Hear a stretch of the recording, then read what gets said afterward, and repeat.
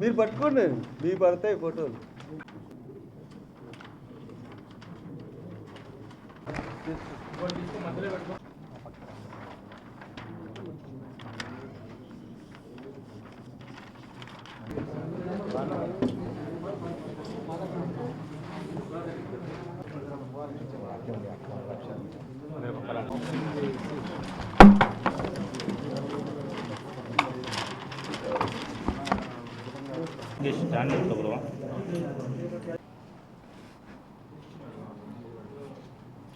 ఇప్పుడున్న ముఖ్యమంత్రి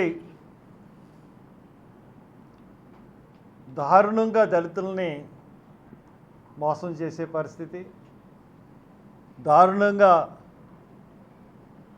దళితుల మీద అట్రాసిటీలు, దౌర్జన్యాలు, హత్యలు ఇంకా ఎన్నో జరుగుతూ ఉన్నాయి. ఇటువంటి పరిస్థితుల్లో మా ప్రోగ్రామ్స్, మా హక్కులు, మా స్కీమ్స్, మా పథకాలు అయినటువంటి 27 పథకాలు పైగా ఈ రోజున తీసేసిన పరిస్థితుల్లో మేము ప్రభుత్వం మీద పోరాటం చేయాలి, మళ్ళీ మా స్కీములన్నీ తీసుకురావాలన్న ఉద్దేశంతో ఈ సింహగర్జన తలపెట్టాం.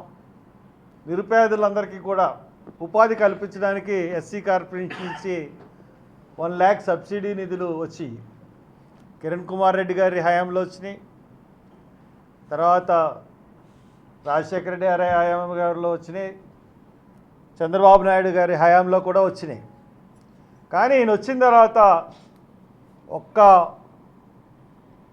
రూపాయి నిధి కూడా ఇవ్వలేదు. అంతేకాకుండా జగన్ బడుగు ఆవాస్ ప్రయోజన్కి కూడా ఒక్క రూపాయి కూడా సబ్సిడీ ఈ రోజు వరకు ఇవ్వలేదు. అందరూ వాహనాలు తీసుకుని గగ్గోలు పెడుతున్న పరిస్థితి. ఇప్పుడు డిగ్రీ వరకే ఫీజు రియంబర్స్మెంట్, అంటే జగనన్న వసతి దీవెన, జగనన్న విద్యా దీవెన, ఈ రెండు డిగ్రీ వరకు పరిమితం చేసి పీజీలకు తీసేసారు.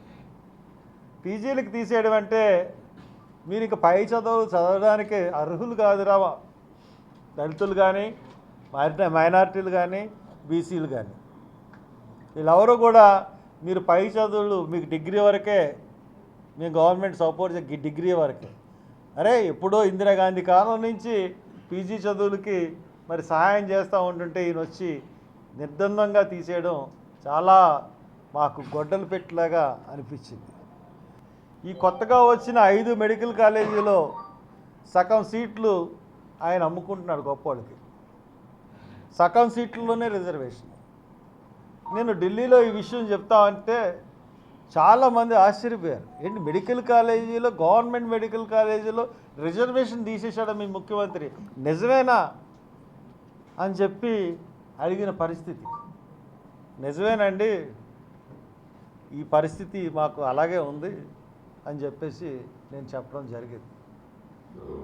అటువంటి చాలా రాజ్యాంగకి విరుద్ధంగా ఆయన చేసే పనులన్నీ కూడా రాజ్యాంగ విరుద్ధంగా ఉన్నాయి.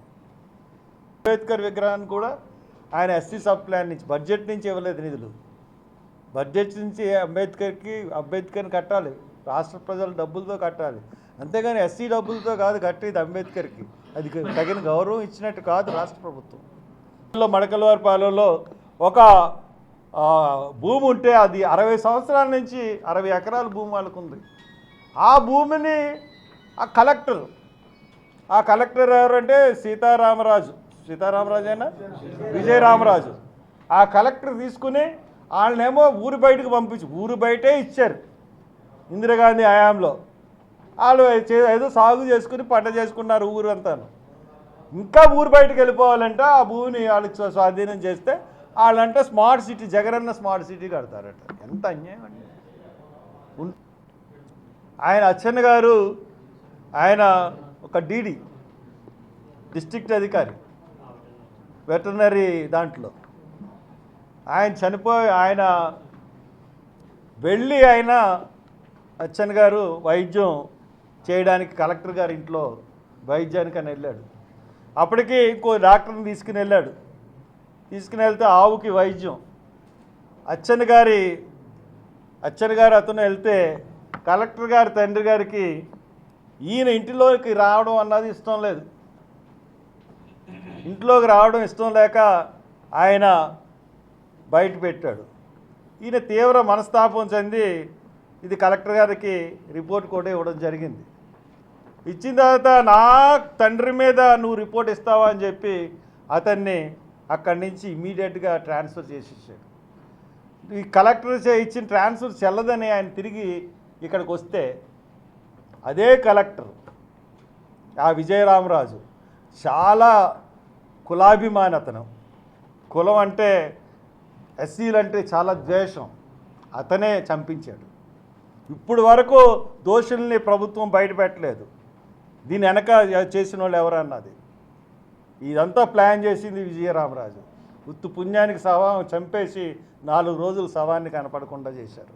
ఈ ప్రభుత్వంలో ఎన్ని దమనకాండలు దళితుల మీద జరుగుతున్నాయో లెక్కలేదు. ఈ మా ప్రాణం ఈ సంఘటనల పట్ల దహించుకుపోతుంది. అందుకనే ఈ సింహగర్జన మా ఆత్మగౌరవం గురించి, మా ఆత్మాభిమానం గురించి, మా ఆక్రోశం గురించి ఈ సింహగర్జన రాజమండ్రిలో పెట్టబోతున్నాం.